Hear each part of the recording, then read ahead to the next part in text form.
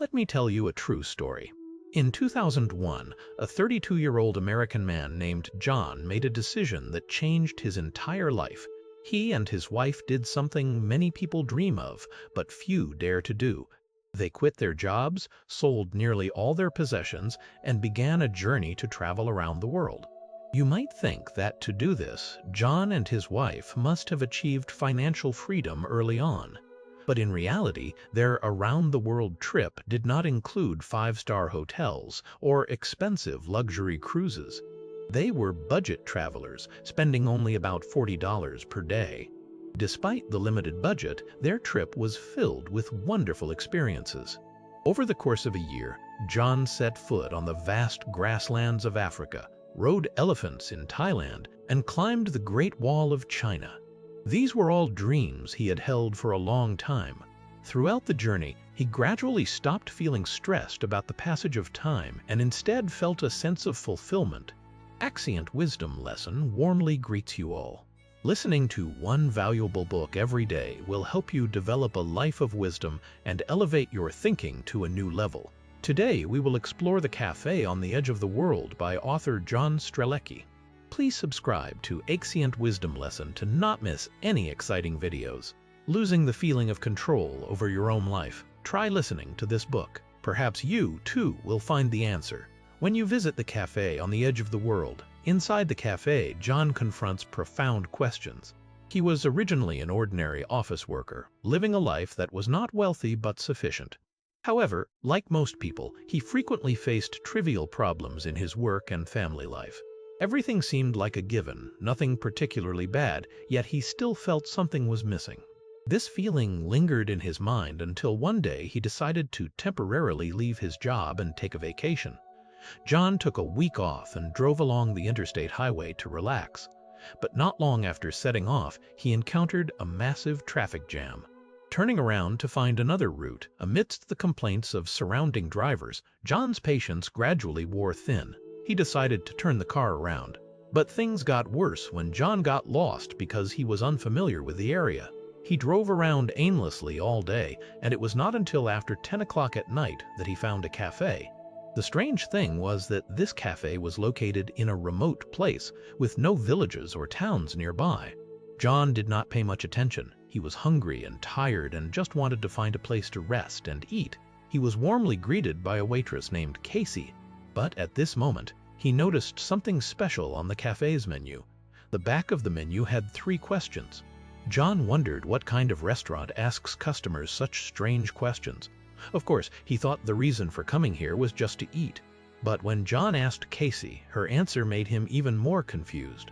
If he seriously asked himself this question, he would no longer be the same person as before.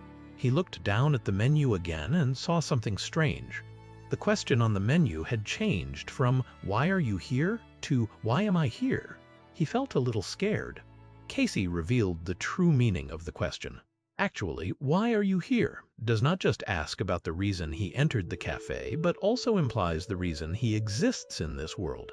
This story seems like a plot device set up by the author, but it carries an important message. To find the meaning of life, you first need to seriously ask yourself. Perhaps at certain moments, most of us have asked ourselves, "Why did I come into this world? How can I live a meaningful life?" But because these are such big questions, we often feel lost and then set them aside without delving deeper, as life is always full of other practical and urgent problems waiting for us. We are often swept up in the current of responsibilities and desires, leaving us no time to think about such seemingly extravagant questions as the meaning of life. But at the café on the edge of the world, John reminds us not to give up deep thinking, because when you start seriously questioning the meaning of life, that question will redefine your life.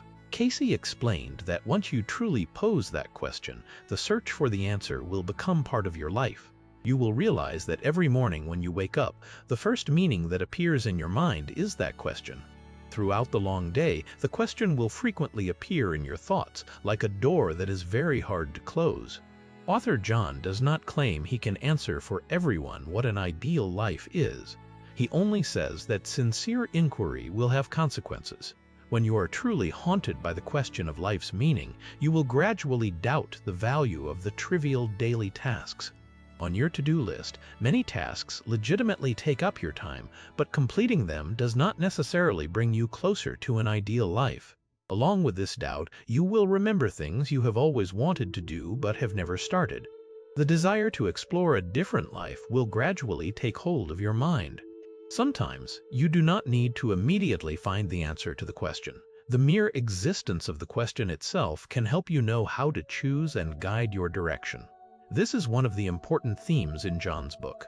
What we call a sense of purpose is to let sincere concerns lead your life. This approach may seem abstract, but is there a more concrete method to help us ponder this question? In the book, Returning to the Café on the Edge of the World, John introduces a thinking tool, the 5 most important things in life. This idea originated from his visit to the African savanna. In Africa, John noticed that tourists greatly enjoyed a concept called the African Big Five. This refers to the 5 large animals that visitors to the savanna most want to see. These animals are scattered across the savanna and are not easy to encounter. In the tourists' minds, if their trip allows them to see all 5 animals, it will be a perfect trip. Even if they only see 2, they still feel it was not a waste. But if they drive for several days and do not see any of the animals, the trip becomes a regret. John realized that this way of thinking is very interesting because life is also like a journey. Even if we cannot be clear about the meaning of life, there are certainly a few things in life that we particularly want to pursue. If at the end of your life, when you look back, you realize you have accomplished those things, then your life will have no regrets. This feeling is similar to the joy of tourists who have seen all 5 animals on their trip. You might think this method seems too arbitrary. John is not the only one who advises using the 5 most important things to guide life. I will share another story. The legendary investor Warren Buffett has a personal pilot named Flint. Everyone knows Buffett's time is extremely valuable. Just having lunch with him requires bidding with millions of dollars. Since Flint was always by Buffett's side, he naturally wanted to learn from him. Once, Flint asked Buffett how to set goals for his career. Buffett replied, "Flint, list 25 things you want to achieve in your career." So far, nothing was particularly special. Flint wrote down a list of 25 items. Then Buffett asked him to circle the 5 most important ones. "Now you know what to do, right?" Flint thought Buffett's meaning was very clear. "I will focus all my energy on completing the 5 most important things. The other 20, I can do them slowly when I have time." "You are only half right," Buffett said. "You must focus on the 5 most important things, but the remaining 20, you should avoid them like the plague. Do not waste even a little time on them." From Buffett's advice, we can see that he wanted Flint to concentrate all his energy on the 5 most important things in life. If you feel the concept of life's meaning is too abstract, try thinking differently. What are the 5 things important enough to define your life? The thinking tool of the 5 most important things in life can help you set clear milestones for your life. Finding a goal is difficult, but how do you arrange your time among the countless trivial tasks in life? If your goal is to travel around the world after retirement or to earn a lot of money to buy a large villa, clearly you cannot do it right now. John also once worried about this. He thought the meaning of his life could only be realized after retirement and that now he must work hard and save money to achieve the life he wanted. Let us return to John's story. As mentioned, John was stunned by the question on the cafe's menu. After talking with Casey, he understood the meaning of the question, "Why are you here?"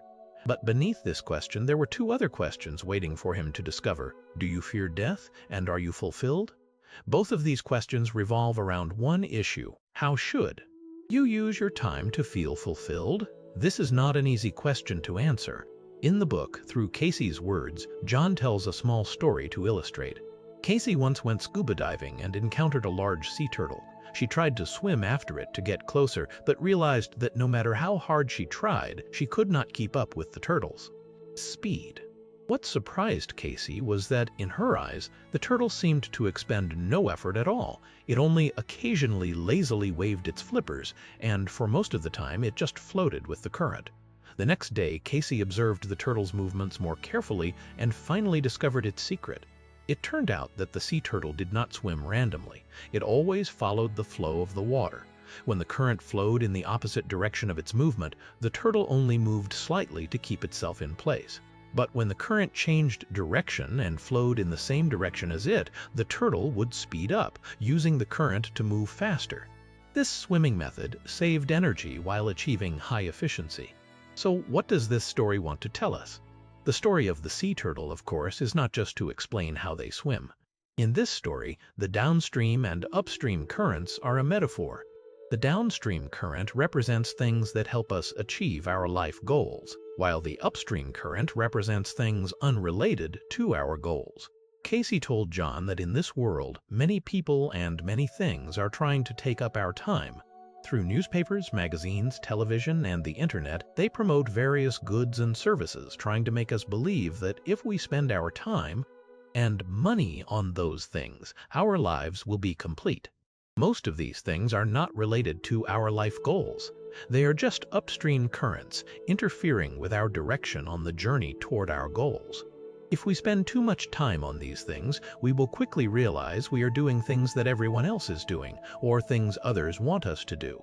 But those things may not necessarily be what we truly want. So, are the things we are busy pursuing every day really what we want? Or are they just to gain recognition from others? Are we living according to other people's goals, or just to meet the expectations of family and friends? These are questions worth pondering. Although John warns about the trap of consumerism, he does not simply criticize it. He does not oppose consumption, nor does he think the logic of commodity economics is flawed. Like everything else, the danger of consumption lies in blindness. If a person has high demands for living space, it is perfectly reasonable for him to work hard to earn money to buy a spacious, comfortable house. If a person feels excited every time he hears the sound of an engine, or when sitting in the driver's seat makes all his troubles disappear, then owning a sports car might be one of the 5 major goals of his life. But if he buys these expensive things just to prove to others that he is living well, perhaps he should consider whether there is a better way to realize the value of his life. You can apply this perspective to other aspects of life, especially things that everyone does and tries to convince you to do. Consider whether they are truly worth your time. The only standard for evaluation is, do they align with your life goals? Do they help you achieve your 5 most important things? According to John, whether a person can live a satisfying life depends on only one thing: whether they can link every action in their life with their most important desires. As long as you are and steadfastly oriented toward your goal, you will gain endless joy from daily life itself. This satisfaction is even enough to dispel the fear of aging. John believes that most people fear aging because they still have too many unfulfilled desires. Even if they may not consciously know what they want, deep down, they still hope for a different life. However, when disturbed by upstream currents, they often hide their dreams, postponing them again and again. They tell themselves that in a few years, when they have earned enough money or retired and paid off their debts, they will start pursuing that life. For these people, aging is a haunting specter, like a deadline for a task that is approaching. But the task has not made any progress. On the other hand, those who have started pursuing their dreams focus entirely on life. Aging cannot take anything away from them because they already feel fulfilled. Let us see how John did it on his journey to find the meaning of life. In the story, John left the cafe after a long night of conversation. He knew he had just experienced a remarkable encounter and also realized that his life would change. Although that change did not come suddenly. At first, John often thought about the first question on the menu: why are you here? Every day he spent a lot of time pondering this question and also sought inspiration from the experiences of others. He also began to observe his feelings toward everything and realized that he really enjoyed traveling. One day, John gathered all his courage to quit his old job and start a new lifestyle. At first, he carried no small amount of worry. He was afraid of being left behind by the job market, afraid he could not explain the long gaps in his resume, and afraid that the income from 1 year of work would not be enough to support another year of travel. However, gradually, John realized that the knowledge and skills he learned on his journey, from languages to how to interact with people in different countries, helped him face challenges at work better. The excitement for next year's trips also became motivation for him to work harder. Year after year, John found the perfect balance between travel and work. The thoughts John shares in the book are not necessarily profound, but he has suggested a few simple things for us. The answer to the 5 most important things in each person's life must still be found by ourselves. Often, amidst deceptive reality, we easily lose our way and feel lost. But discovering the deep, true self within may be exactly what we need most right now. I wish for you and me to soon recognize and overcome the obstacles before us, remain loyal to the most important things, and have a complete and meaningful life. Thank you for watching today's content. The summary and interpretation of the book, The Café on the Edge of the World, for this episode ends here. If you have personal opinions on the content, please leave a comment below. If you feel my content is valuable, please share it with your friends and family. Goodbye and see you next time.